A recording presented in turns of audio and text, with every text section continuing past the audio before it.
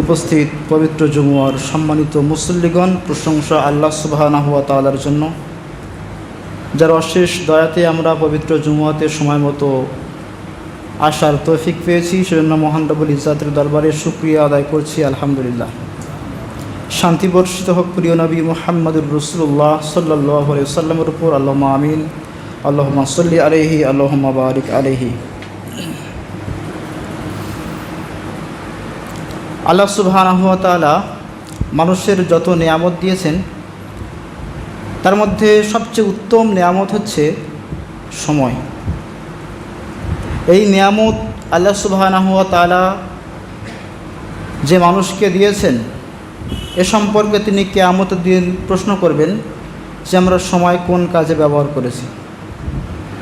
প্রত্যেক নেয়ামত সম্পর্কে আল্লাহ সুবহানাহু ওয়া তাআলা প্রশ্ন করবেন, শুধু সময় বলে নয়, প্রত্যেক নেয়ামত সম্পর্কে আল্লাহ পাক আমাদেরকে জিজ্ঞাসা করবেন নেয়ামতের শুকরিয়া আমরা আদায় করেছি কিনা এবং সেগুলো যথাযথভাবে ব্যবহার করেছি কিনা। নেয়ামতের সঠিক ব্যবহার হচ্ছে নেয়ামতের শুকরিয়া আদায় করার শামিল। এজন্য নিয়ামত অনেকগুলো রয়েছে, তার মধ্যে আমি যে বিষয়টি নিয়ে আলোচনা করব আজকে, সেটা হচ্ছে সময়।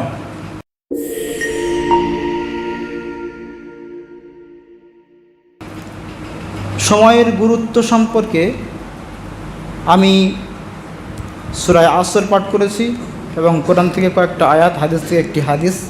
এই হাদিসকে সামনে রেখে এবং আয়াতগুলিকে সামনে রেখে আজকের আলোচনা করব। আল্লাহ পাক তৌফিক দান করুন। আমা তৌফিকি ইল্লা বিল্লাহ, আলাইহি তাওয়াক্কালতু ওয়া ইলাইহি উনীব।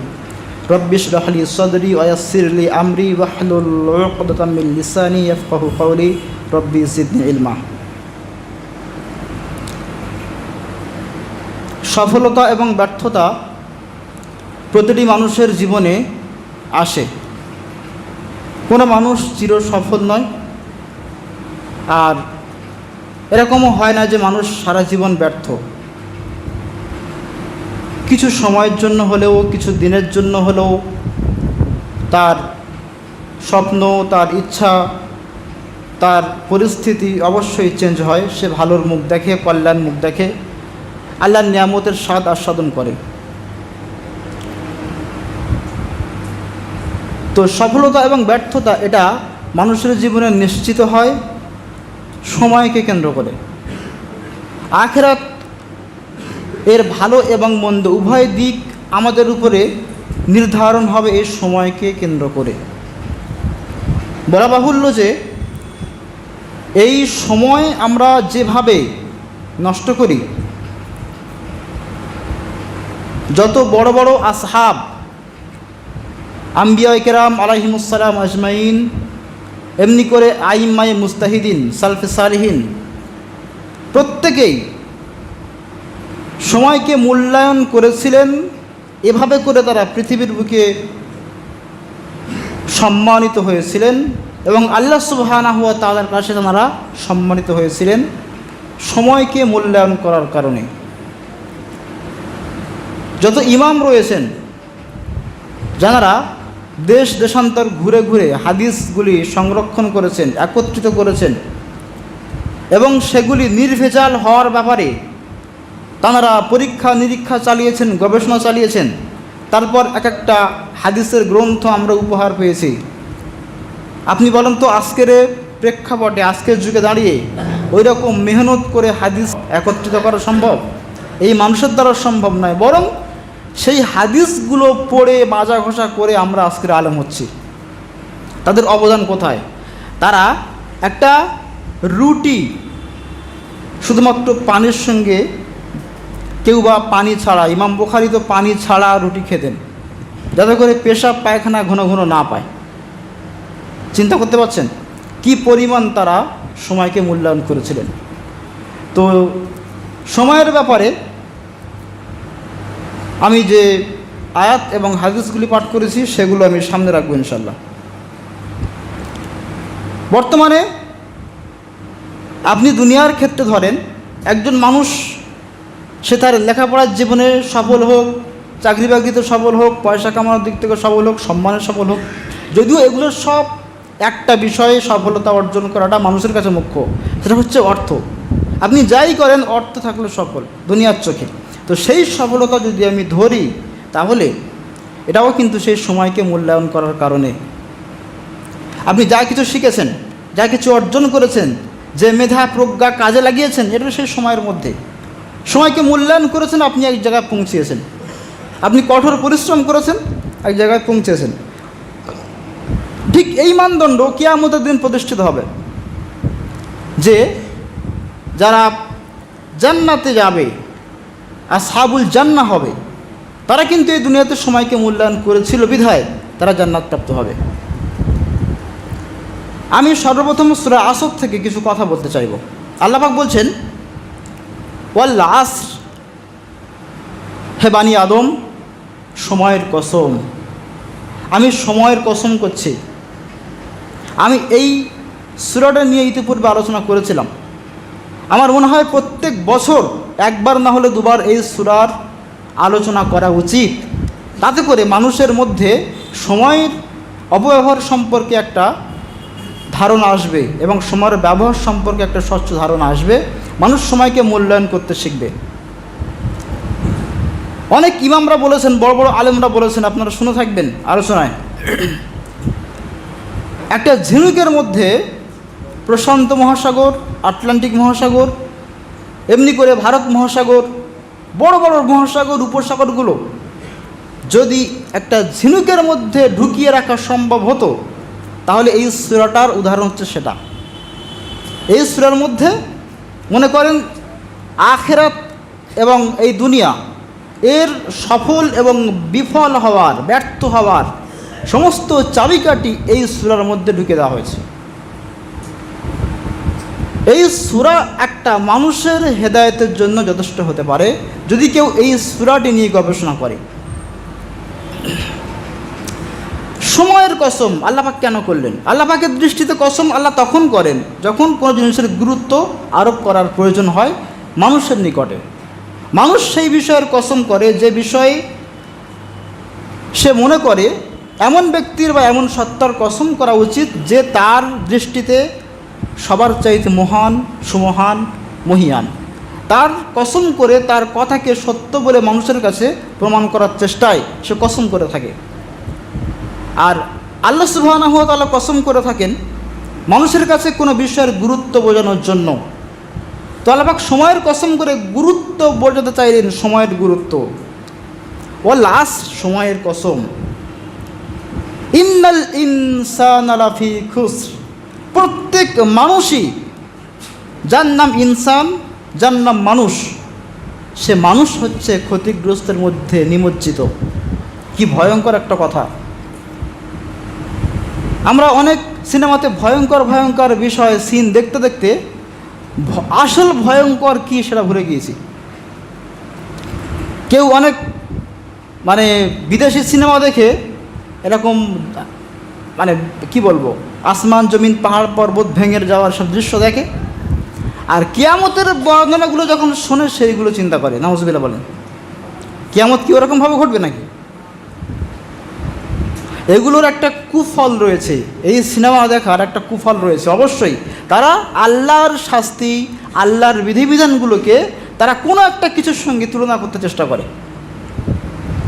এটা খুবই বড় একটা অজ্ঞতা এবং মূর্খতা, হেদায়েত থেকে মানুষকে বঞ্চিত করা এগুলো থেকে। কেউ কেউ কবরের আযাব ভিডিও ফুটেজ আকারে মানুষকে দেখায়।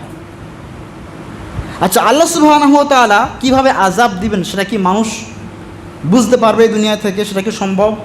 জাহান্নামের শাস্তি আবার ফুটেজে দেখানো হচ্ছে, নাউযুবিল্লাহি মিন যালিক।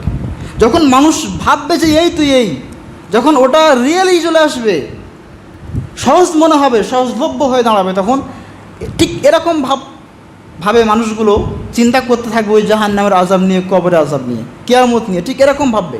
তারা এই দিয়ে রিয়েলাইজ করবে কতটা অজ্ঞতা। সুতরাং এগুলো থেকে যথাসম্ভব বিরত থাকতে হবে। তো আল্লাহ সুবহানাহু ওয়া তাআলা সময়ের গুরুত্ব দিয়ে বলছেন মানুষ ক্ষতিগ্রস্তের মধ্যে, প্রত্যেক মানুষই বিপদের মধ্যে আছে। এ কথাও ভয়ঙ্কর, কিন্তু এমন কিছু ভয়ঙ্কর আমরা দুনিয়ায় দেখি এগুলোকে ভয়ঙ্কর মনে হয় না। এগুলো ঈমানের ঘাটতি ছাড়া আর কিছু নয়। মানুষ ক্ষতিগ্রস্তের মধ্যে কেন? প্রত্যেকটা মানুষের জীবনের সময় আছে বলে সে বেঁচে আছে। যার জীবনের সময় নেই সে বেঁচে নেই। সময় আছে বিধায় সে আছে। সময়ের নাম হচ্ছে হায়াত। হায়াত হচ্ছে জীবন। আল্লাহ সুবহানাহু ওয়া তাআলা এই সময়ে আমাদেরকে জীবিত রেখেছেন। একজন ইমাম বলেছেন, যে সম্ভবত ইমাম ইবনুল কাইয়িম রাহমাতুল্লাহি আলাইহি বলছেন, মা মাযা ফিদ দুনিয়া আহলামুন ওয়া মা বাকিয়া মিনহা আমানিয়ুন ওয়াল ওয়াক্তু বাইনাহুমা দাইউন। মা মাযা ফিদ দুনিয়া আহলাম, যে সময়গুলো অতিবাহিত হয়ে যাচ্ছে সেগুলো আর পাওয়া যাবে না, সেগুলো একটা স্বপ্ন মাত্র, স্মৃতি। ওগুলো স্মৃতির পাতায় একটার পর একটা উল্টে পড়ছে। ওমা বাকিয়া মিনহা আমানি, আর যা কিছু সময় এখনো পর্যন্ত বাকি রয়েছে সেগুলো হচ্ছে আমাদের আকাঙ্ক্ষা। কি করব, এই সময় আমরা কি কি করতে চাই, এগুলো সব আমাদের আকাঙ্ক্ষা। আর এই আকাঙ্ক্ষার মধ্য দিয়ে আর স্মৃতির কথা চিন্তা করতে করতে ওয়াল ওয়াক্তু বাইনাহুমা দাইউন, সময়গুলো এই দুই দরিয়ার মাঝখান থেকে পার হয়ে যাচ্ছে। মনে করেন আপনি একটা পুলের উপরে দাঁড়িয়ে আছেন, আর পুল থেকে টানা পানি একদিকে প্রবাহিত হচ্ছে। আপনি ওই পানির দিকে দাঁড়িয়ে তাকিয়ে চিন্তা করুন, ওই পানির মধ্যে কোনটা অতীত, কোনটা বর্তমান, কোনটা ভবিষ্যৎ।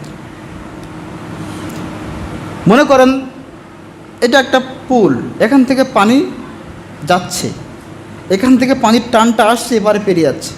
আপনি বলতে পারেন এটা অতীত, এটা বর্তমান, এই বেড়ে যাচ্ছে ভবিষ্যৎ, কিন্তু এরা কয়েক সেকেন্ডের মধ্যে অনেকবার যাচ্ছে। আপনি কোনটাকে বর্তমান গণ্য করবেন? কিছুরই কি বর্তমান আছে? সুতরাং যত দ্রুত বিদ্যুৎ সরবরাহ হয়, যত দ্রুত আলো যাতায়াত করে, যত দ্রুত পানি যাতায়াত করে, এর চাইতে তাড়াতাড়ি সময় অতিবাহিত হয়। তাহলে এই রকম যে সময় অতিবাহিত হচ্ছে, আপনি এই সময়কে ধরে রাখতে পারবেন নাকি সময়ের মধ্যে বর্তমান আছে? আমরা বোকা মানুষ, আমরা বলি বর্তমান। বর্তমান বলে পৃথিবীতে কোনো কিছু নাই। বর্তমানের অস্তিত্ব একটা সেকেন্ডকে কয়েক লক্ষ ভাগে ভাগ করলে, একটা সেকেন্ডকে কয়েক লক্ষ ভাগে ভাগ করলে তার একটা ভাগ এই সময় যে চলে যাচ্ছে এটা দিয়ে ভাগ করা যাবে না। মানে কত দ্রুত সময় পেরিয়ে যাচ্ছে। তাহলে এরকম দ্রুত যে সময় পার হয়ে যাচ্ছে, সেই সময়কে আপনি বর্তমান বলতে পারেন? যদি স্থায়িত্ব হতো, যদি কিছুক্ষণের জন্য স্থায়ী হতো, আপনি বলতে পারতেন এটা বর্তমান। সুতরাং বর্তমান বলে কিছু নেই। আমি যে মেম্বারে উঠলাম, এটা কি বর্তমান আছে? তখন যে উঠেছিলাম, এখন দেখেন এদিক সেদিক প্রায় 15-20 মিনিট হয়ে গিয়েছে। এই যে কথা বললাম এটাও শেষ হয়ে গিয়েছে, যা বলছি বেড়ে যাচ্ছে, আর ফিরে আসছে না। তাহলে বর্তমান বলে কিছু নেই। সময় আমাদেরকে এভাবে করে ধোঁকা দিচ্ছে। প্রত্যেক মানুষের জীবনের সময় এরকমভাবে চলে যাচ্ছে। মানুষ সময়কে হারিয়ে ফেলছে এবং ক্ষতিগ্রস্ত হচ্ছে। যতটুকু সময়কে সে মূল্যায়ন করতে পারেনি, ততটুকুই সে কী হলো? ক্ষতিগ্রস্ত হলো। ততটুকুই ক্ষতিগ্রস্ত হলো, বঞ্চিত হলো। যদি এটা দুনিয়ার স্বার্থে ব্যয় করতেন, দুনিয়ার উপকার হতো। আখিরাতের স্বার্থে ব্যয় করলে আখিরাতের উপকার হতো। আর কিছু না করলে এমনি এমনি পার হয়ে গেল। তাহলে প্রত্যেক মানুষ যদি এটাকে মূল্যায়ন করতে পারে তাহলে কাজ আছে। মনে করেন একটা আলেমের উদাহরণ দিয়ে বলছি, তিনি বলেছিলেন উদাহরণস্বরূপ যে আপনার বাড়িতে যে ঘড়িটা আছে, ওই ঘড়িটা যখন দুপুর 1টার সময় একটা ঘন্টা বাজলো, ঢং করে 1টা বেজে গিয়েছে, ঘন্টা বাজলো 1টা, কেন জানি কোনো গওরকারী, চিন্তা ভাবনাকারী যদি মনে করে এই একটা ঘন্টা বাজলো, আমার জীবনের হায়াত থেকে একটা ঘন্টা কিন্তু কমে গেল। যখন 2টো বাজলো, ঘড়ি ঢং ঢং করে 2টো ঘন্টা দিল, ঘড়ি যেন বাড়িওয়ালাকে বলল, বাড়িওয়ালা তোমার জীবনের মূল্যবান সময় থেকে 2 ঘন্টা কমিয়ে দিলাম। এমনি করে 3টে ঘন্টা, 4টে ঘন্টা, 5টা ঘন্টা, এমনি করে 12টা ঘন্টা, জীবন থেকে 12টা ঘন্টা চলে গেল। বাড়িওয়ালাকে প্রত্যেকবারও সে যেন বলতে চায় যে বাড়িওয়ালা তোমার জীবন থেকে আমি মূল্যবান 12টি ঘন্টা কেড়ে নিলাম। তাহলে এই যে জীবনের সময় পেরিয়ে যাচ্ছে, এই সময়গুলো কোনো রকমভাবে পাওয়া সম্ভব নয়। ইমাম রাজি রহমতুল্লাহি আলাইহি ইনি এই তাফসিরটা বোঝার চেষ্টা করছিলেন। উনি বাজারে গেলেন, বাজারে গিয়ে দেখতে পেলেন অনেক কেনাকাটার মধ্যে মাথায় কিন্তু একটা চিন্তায় ঘুরছে যে সূরা আসরের তাফসিরটা আসলে কি, কেন তিনি সময়ের কসম করে বললেন মানুষ ক্ষতিগ্রস্তের মধ্যে। তিনি দেখতে পেলেন একজন আইসক্রিম বিক্রেতা, বরফ বিক্রেতা, সে চিল্লে চিল্লে বলছে যে সেই ব্যক্তির উপরে রহম করো যার পুঁজি গলে যায়, ওই ব্যক্তির উপরে রহম করো যার পুঁজি গলে যায়। উনি চিন্তা করলেন পুঁজি আবার গলে কি করে, পুঁজি গলে কি করে। তার কাছে গিয়ে জিজ্ঞেস করলেন, ভাই তোমার পুঁজি গলছে কি করে, আর তুমি এই কথা কেন বলছো, কার পুঁজি গলে যাচ্ছে, কেন গলে যাচ্ছে? লোকটি তখন বললেন, আমার পুঁজি আমি ইনভেস্ট করেছিলাম আইসক্রিমের উপরে, সুতরাং এই বরফ জমাট বাঁধা বলে এটা তো লোক কিনবে, যদি এটা গলে পানি হয়ে যায় তো ওটা কেউ কিনবে না, সব জায়গায় পাওয়া যায়। সুতরাং সময় যত অতিবাহিত হচ্ছে রৌদ্র তত প্রখর হচ্ছে, আর যত রৌদ্র প্রখর হচ্ছে সময় ব্যয় হচ্ছে, আমার আইসক্রিম কী হচ্ছে, গরমে গলে যাচ্ছে। উনি তখন সঙ্গে সঙ্গে বললেন, আল্লাহু আকবার, আল্লাহর প্রশংসা, মহান রব্বুল আলামিন যিনি, তার প্রশংসা। কেন? তিনি বুঝতে পেরে গিয়েছেন যে এই প্রত্যেকটা মানুষের জীবনে নির্দিষ্ট কিছু সময়, কিছু ঘন্টা রিজার্ভ করা আছে। যত সময় অতিবাহিত হচ্ছে তার এই মূলধন সময় তত কমে আসছে, যত কমে যাচ্ছে তত সে ক্ষতির দিকে এগিয়ে যাচ্ছে, যত ক্ষতির দিকে এগিয়ে যাচ্ছে তত বিচারের সম্মুখীন হচ্ছে। সময় পেরিয়ে আসছে, তার আল্লাহ সুবহানাহু ওয়া তাআলার সম্মুখে দাঁড়াতে হবে। সময় হচ্ছে এরকম বিষয়, মূল্যায়ন করতে গেলে কী করতে হবে? আল্লাহ পাক বলছেন, ইল্লাল্লাযীনা আমানু, তবে তারা নয় যারা ঈমানদার, ঈমান নিয়ে এসছে, ওয়া আমিলুস সলিহাত, এবং সৎ আমল করেছে, সৎ আমল করেছে, অর্থাৎ ঈমানের সঙ্গে সৎ আমল করে এই সময়টা মূল্যায়ন করা হলো। আর যদি আপনি ঈমান ছাড়া সৎ আমল করেন তাও যেমন মূল্যায়ন হবে না, আর আল্লাহ সুবহানাহু ওয়া তাআলার দেখানো ইসলাম ব্যতীত আপনি যদি অন্য অন্য মানুষের কথা শুনে ভালো কাজ করেন সেটাও গণ্য করা হবে না, সেটাও ক্ষতিগ্রস্তের মধ্যে শামিল হবে, এগুলো কিচ্ছু অ্যালাউ করা হবে না। আল্লাহ পাক বলছেন, আমা ইয়াবতাগি গায়রুল ইসলামি দীনান, যে ব্যক্তি ইসলামী জীবন ব্যবস্থা ছাড়া অন্য কিছু গ্রহণ করলো, ফালাই ইউকবালা মিনহু, তা কখনোই তার থেকে কবুল করা হবে না, ওয়াহুয়া ফিল আখিরাতি মিনাল খাসিরিন, এবং কিয়ামতের দিন সে সর্বাধিক ক্ষতিগ্রস্ত হবে। তাহলে এই সময় মূল্যায়ন করতে গেলে ঈমান এবং আমল দুটো, ওয়াতাওয়াসাউ বিল হক, এবং সৎ কাজে মানুষকে আদেশ করা, উদ্বুদ্ধ করা, তালকিন করা, আর ধৈর্য ধারণের প্রতি মানুষকে উদ্বুদ্ধ করা। দেখেন এই পৃথিবীতে সুখ চিরস্থায়ী নেই, এই পৃথিবী জান্নাতের মতো নয়, জান্নাত একমাত্র জায়গা যেখানে সুখ চিরস্থায়ী। আল্লাহ পাক কোরআনে এত কিছু বলেছেন, স্থায়ী সুখের কথা কেন বলেননি? তাই কি না? স্থায়ী সুখের কথা কেন বলেননি? কেন আল্লাহ পাক কি জানেন না কোন জায়গায় সুখ রয়েছে, কী কাজে সুখ রয়েছে? অবশ্যই জানেন, কিন্তু এই দুনিয়ার সুখের জায়গা নয়। বলা হচ্ছে ধৈর্য ধারণ করো, বলা হচ্ছে ত্যাগ স্বীকার করো, বলা হচ্ছে ন্যায়পরায়ণ হও, বলা হচ্ছে ক্ষমা করে দাও। তার মানে কি? জীবনে সমস্যা আসবে তখন তুমি ধৈর্য ধরো, তখন তুমি মানুষকে ক্ষমা করো, তখন ত্যাগ স্বীকার করো, মানে এগুলো আমাদেরকে ট্রেনিং দেওয়া হচ্ছে। মনে করেন আল্লাহ সুবহানাহু ওয়া তাআলা নবীদেরকে দিয়ে যুদ্ধ করেছেন, করেননি? সাহাবাদেরকে দিয়ে যুদ্ধ করেছেন, করেননি? করিয়েছেন। কেন? আল্লাহ সুবহানাহু ওয়া তাআলা চাইলে এমনি একটা হাওয়া দিয়ে সব কিছু করতে পারতেন না? কিন্তু যুদ্ধের ট্রেনিং তাদের কেন নিতে হলো, কেন দোয়া করতে হলো যে রব্বানা আফরিগ আলাইনা সবরন, হে আল্লাহ আমাদের উপরে সবর আপনি ঢেলে ঢেলে দেন। সবর কি করেন? ঢেলে দেন, দৃঢ়তা ঢেলে দেন। সাব্বিত আকদামানা, আমাদের কদমগুলিকে দৃঢ়পদ রাখেন। অনসুরনা আলাল কওমিল কাফিরিন, আর কাফের সম্প্রদায়ের বিরুদ্ধে আমাদের শক্তি যোগান, সাহায্য করুন। কেন আল্লাহর কাছে সাহায্য চাইতে হবে? কেন দৃঢ় কদম থাকার জন্য আল্লাহর কাছে আকুতি জানাতে হবে? তার মানে আল্লাহ সুবহানাহু ওয়া তাআলা তিনি আমাদের দিয়ে করিয়ে নেবেন, আল্লাহ পাক কিছু করবেন না। যে নিয়মে তিনি পৃথিবী পরিচালনা করেন ওই নিয়মে আমাদের করতে হবে। তাই এইখানে সুখ নেই, এই সুখ পাওয়ার জন্য আপনাকে পরিশ্রম করতে হবে, তারপর অর্জন করতে হবে, তবে সেটা ক্ষণিকের জন্য, মনে সারাক্ষণ বিরাজ করবে না। যেটা পেয়ে যাবেন, ওই সুখের অনুভূতিটা কতক্ষণ থাকবে আপনার? বেশিক্ষণ থাকবে না। সুখ পৃথিবীতে সবচাইতে ক্ষণস্থায়ী জিনিস। এরপর আপনি আবার পরিশ্রম করবেন অন্য কিছু অর্জন করার জন্য। যতক্ষণ না অর্জন করবেন ততক্ষণ পরিতৃপ্ত হবেন না। অর্জন করলে পরিতৃপ্ত হলেন, আবার পরিশ্রমে লেগে যাবেন অন্য কিছু প্রাপ্তির জন্য।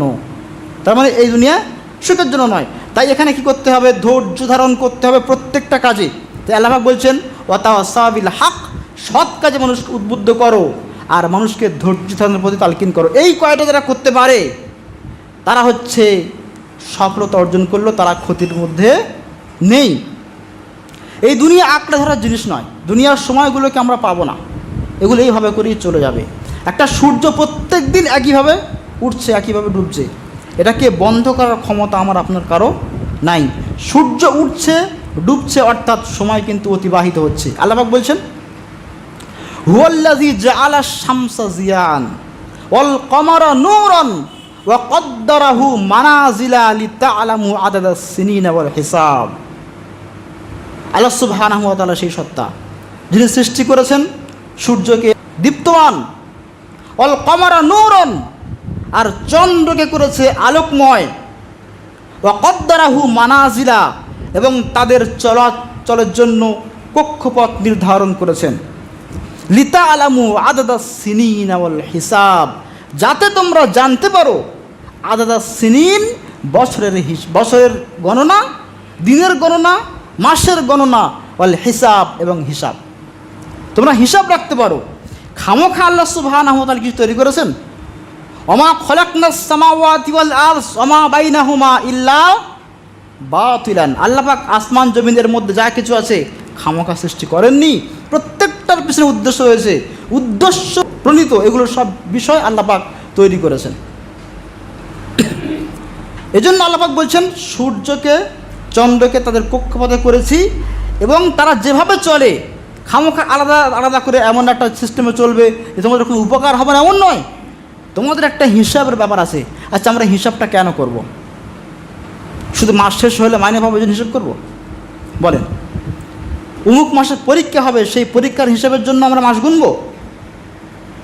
আমরা কী জন্য মাস গণনা করি চিন্তা করেছেন?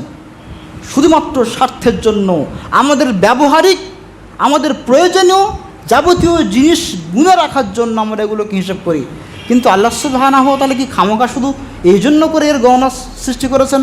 আর এইগুলো এত বড় বড়, আর সূর্য গ্রহ উপগ্রহ এগুলোর সাইজ কত, এগুলো কি এরকম দেখতে এরকম নাকি? তো এগুলো তিনি কেন তৈরি করেছেন? শুধু কি আপনার টাকা পয়সা মাসে কত পাচ্ছেন, কখন কাম যাচ্ছে, মাল আসছে, এগুলোর জন্য নাকি? আল্লাহ পাক এগুলো করেছেন আপনি আপনার হায়াত গণনা করবেন, আপনি হিসাব করবেন যে এই যে সূর্য উঠলো, সূর্য ডুবলো, আমি কি করলাম, কতটুকু সময় আমি মূল্যায়ন করতে পারলাম, এই হিসাব রাখা। কোন মাস চলছে, কোন মাসে কি করতে হয়, এই মাসগুলো পেরিয়ে গিয়ে কোন মাস গেল, কোন বছর পড়লো, আমার বয়স 60 ছিল কত পৌঁছালো, আমার বয়স 10 ছিল আজকের কত এসে দাঁড়ালো। এই হিসাব মানুষ করে খুব কম। কখন? যখন ওই কোনো জায়গায় আইডেন্টিটি জমা দিতে হয়, খোঁজাখুঁজি করে আইডেন্টি কার্ডগুলো বার হয়, ঠিক সেই সময় মনে হয় আরে এত সারা জন্ম ছিল আমার, ও বাবা অনেক বয়স হয়ে গেছে, ওই একবার। তো এই হচ্ছে আমাদের বয়সের গণনা। কিন্তু আল্লাহ পাক বয়স গণনা করতে বলছেন, সময় গুনে রাখতে বলছেন, হিসাব রাখতে বলছেন, এইগুলো তার জন্য করে সৃষ্টি করেছেন, অথচ আমরা সেগুলো করছি না। চিন্তা করতে হবে। আল্লাহ রসুল বলছেন যে ব্যক্তি সুস্থ শরীরে সকাল করলো এবং ওই দিন তার বাড়িতে খাবার মতো রুজি সে পেল, সে সব নিয়ামতগুলোই পেয়ে গেল। সুবহানাল্লাহ বলবেন না? যে সকালবেলা সুস্থ শরীরে উঠতে পারলো, সুস্থতা খুব বড় একটা নিয়ামত, আমি সেদিকে যাচ্ছি, এবং ওই দিন খাবার রুজি পেয়ে গিয়েছে। তো আমার বলার কথা যেটা, আল্লাহ রসুল বলছেন যে ও সব কিছু পেয়ে গেল, আর পরের দিন কী হবে না হবে অত ভাবনা চিন্তা নেই, আজকের ইবাদত করি, আজকের আমলনামা নেকি সঞ্চয় হোক, কালকের আবার সময় পেলে খাবার পেলে ইনশাল্লাহ শুরু হবে, ইবাদত শুরু হবে। তো এই জন্য আল্লাহ পাক হিসাব করতে বলেছেন। আল্লাহ পাক কী বলছেন এরপরে বলছেন, ওই আয়াতের মধ্যে আল্লাহ পাক বলছেন মা খলাকাল্লাহু যালিকা ইল্লা বিল হক। আল্লাহ পাক এই চন্দ্র, সূর্য, কক্ষপথ এবং এই হিসাব নিকাশের ব্যাপারগুলো খামোখা সৃষ্টি করেননি। এটা এই আয়াতের কথা বললাম।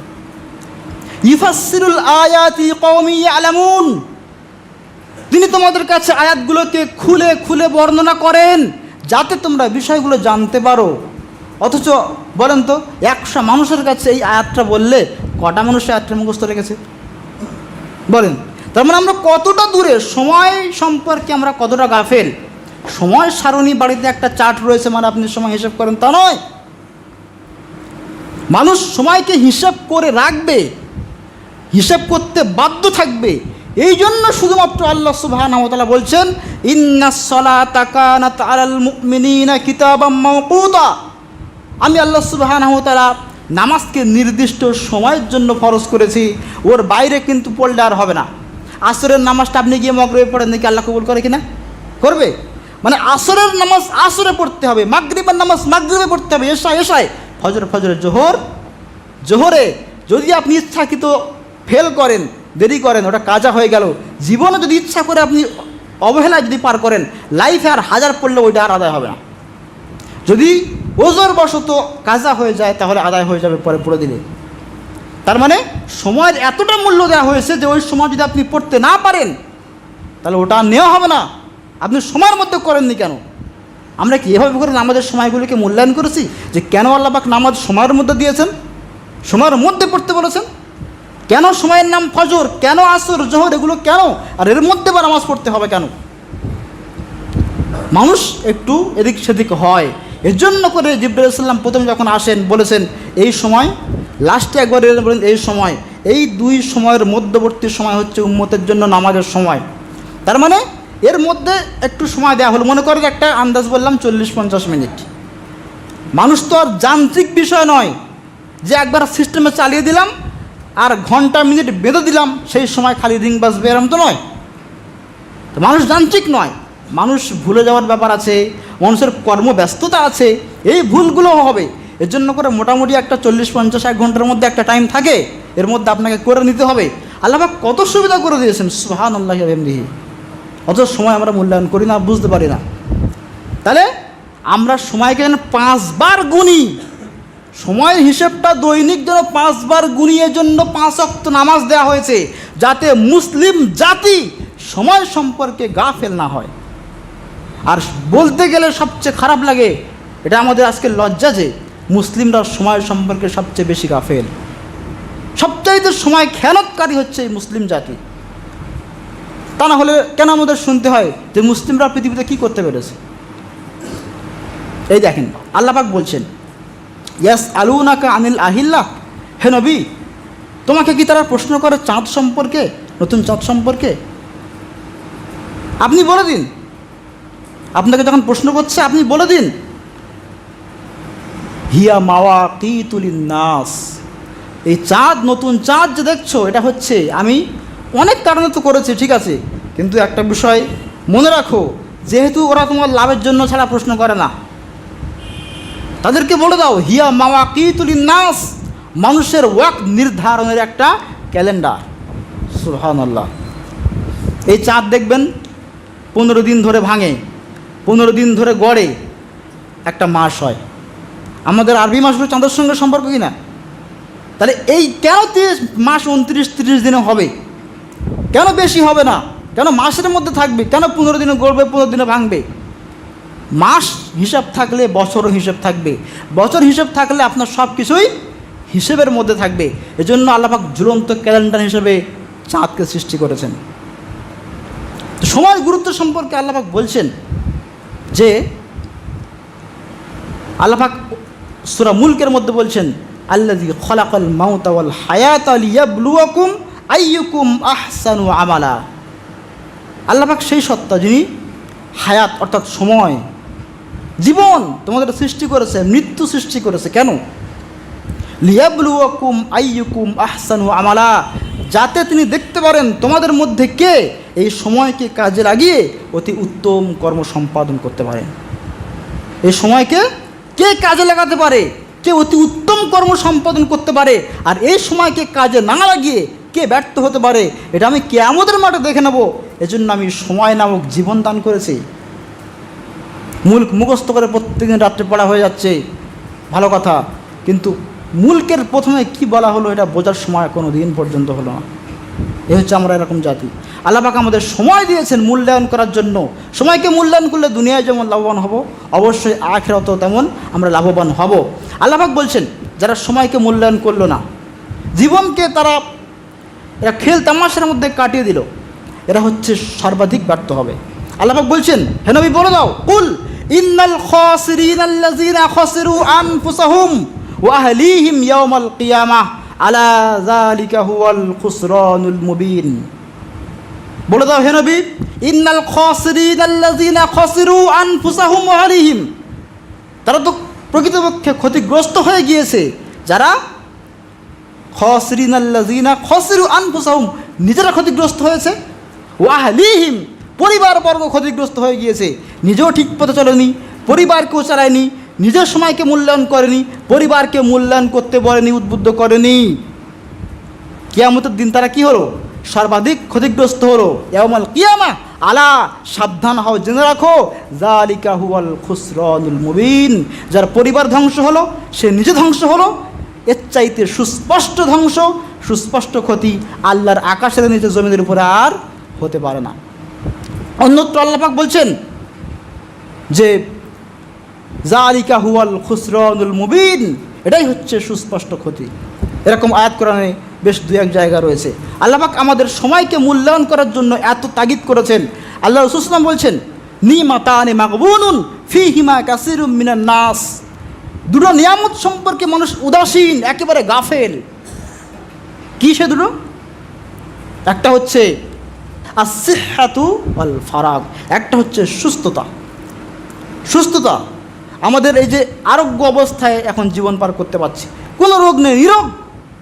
এটা যে কী বড় নেয়ামত, কত বড় নেয়ামত।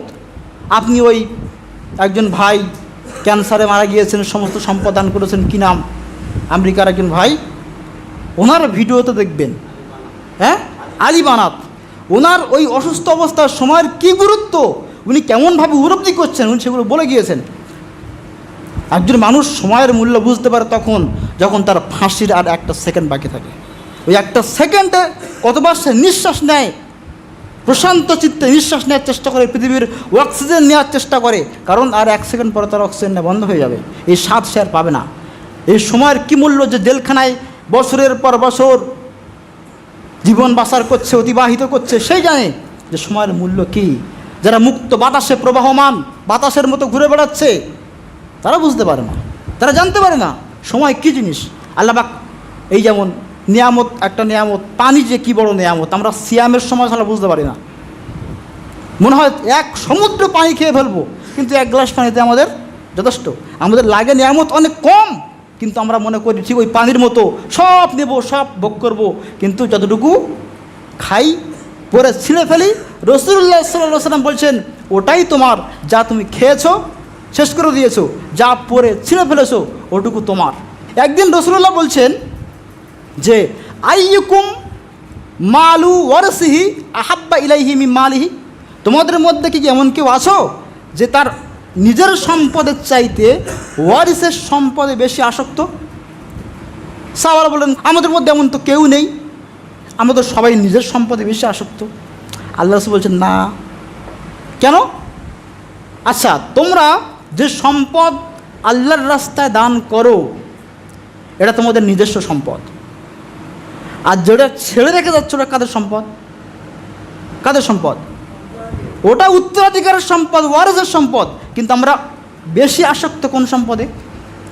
যেটা আমরা ছেড়ে যাচ্ছি, যেটা আমরা দান করছি না, আমরা ভোগ করছি, রাখছি, ছেড়ে যাচ্ছি সন্তানদের জন্য, এটা হচ্ছে আমাদের সম্পদ মনে করে আমরা এতে লোভ করছি, কিন্তু এটা তো আমাদের সম্পদ নয়, এটা উত্তরাধিকারের সম্পদ। আল্লাহ রাসূলের কথা কি সুন্দর, কি যুক্তিসঙ্গত কথা। এই হাদিসটা পড়ে আমার মনে হচ্ছে এত ভালো কথা, এত মনীষীর কথাগুলো লোক পড়ে আর মনে করে যে অমুক মনীষীর কথা। আমার বিশ্বাস করেন, মোটেও এসবে 1-5 পয়সা দাম দিই না। আমার মনে হয় পৃথিবীতে এত দামি কথা নেই যা আল্লাহ রাসূল সাল্লাল্লাহু আলাইহি ওয়াসাল্লাম বলেছেন। এর চেয়ে এত নীতিকতা আর কিচ্ছু হতে পারে না। কেন আমি তার কথা বাদ দিয়ে অমুক তমুকের কথা কেন আমি জীবনে লালন করব? রাসূল বলছেন, যেটা ছেড়ে যাচ্ছ ওটা ওয়ারিসের সম্পদ, ওটা নিজের সম্পদ মনে করো না। অথচ মায়া আমাদের কিসে? রাসূলুল্লাহ সাল্লাল্লাহু আলাইহি ওয়াসাল্লাম বলছেন, একজনকে উপদেশ দিচ্ছিলেন, একজন সাহাবী বর্ণনা করছেন যে আল্লাহ রাসূল একজনকে উপদেশ দিচ্ছেন 5টা বিষয় সম্পর্কে আমি শুনলাম। কি? উনি বলছেন, বার্ধক্যের পূর্বে যৌবনকে তোমরা মূল্যায়ন করো। খুব ভালোভাবে শুনবেন, বার্ধক্যের পূর্বে যৌবনকে মূল্যায়ন করো। যৌবনের সারা জীবন আসবে না। যে কাজ যৌবনে আপনি পারবেন, বৃদ্ধ অবস্থায় তা কখনো পারবেন না। সে পড়াশোনা হোক, মুখস্থ করা হোক, কাজকর্ম হোক, কিছু সেগুলো থাকবে না। তাই ওটা যৌবন অবস্থা যা করতে হবে তা যৌবনে করে নিতে হবে, তা বৃদ্ধ অবস্থায় ফেলে রাখার জন্য রাখলে চলবে না। দ্বিতীয়, দারিদ্রতার পূর্বে সচ্ছলতাকে তোমরা কি করো? গুরুত্ব দাও। দরিদ্র হয়ে গেলে সেটা কিন্তু আর পারবে না। সময়কে মূল্যায়ন করো, যে অবসর সময়, ব্যস্ততার আগে সময়কে মূল্যায়ন করো। এবং মৃত্যুর পূর্বে তিনি বললেন হায়াতকে মূল্যায়ন করো। ওয়াকানা ইবনে উমর ইয়াকুল, ইবনে উমর রাদিয়াল্লাহু তাআলা সবসময় বলতেন, খুজ মিন সিহহাতিকা আলি সাকামিক ও হায়াতিকা আলি মাউতিক। মৃত্যুর আগে যে সুস্থতা, অসুস্থতার আগে সুস্থতাকে মূল্যায়ন করো, আর মৃত্যুর আগে হায়াতকে মূল্যায়ন করো। ইনি ওটাকে আমলে পরিণত করেছিলেন। সাহাবায়ে কেরাম প্রত্যেকে এই কাজকে আমলে পরিণত করে নিয়েছিলেন। আল্লাহ সুবহানাহু ওয়া তাআলা আমাদের সময়কে মূল্যায়ন করার তৌফিক দান করুন। সময় সম্পর্কে আমরা যেভাবে গাফেল, এই সময়গুলিকে মূল্যায়ন করে আখিরাতের ধনী হওয়ার, দুনিয়ার ধনী হওয়ার, উভয় জগতের কল্যাণকামী হওয়ার তৌফিক দান করুন। আমিন। যুবকরা যেন আল্লাহ সুবহানাহু ওয়া তাআলার ইবাদতে মনোযোগ দেয়, তারা যেন আল্লাহ সুবহানাহু ওয়া তাআলার ইবাদতের সময় কাটায়, সময়গুলিকে শিক্ষা, ইসলামী শিক্ষার মাধ্যমে ব্যয় করে। আল্লাহ পাক সেই তৌফিক তাদেরকে, আমাদেরকে প্রত্যেককে দান করুন। আমিন। ওয়া আখিরুদ দাওয়ানা আনিল হামদুলিল্লাহি রাব্বিল আলামিন।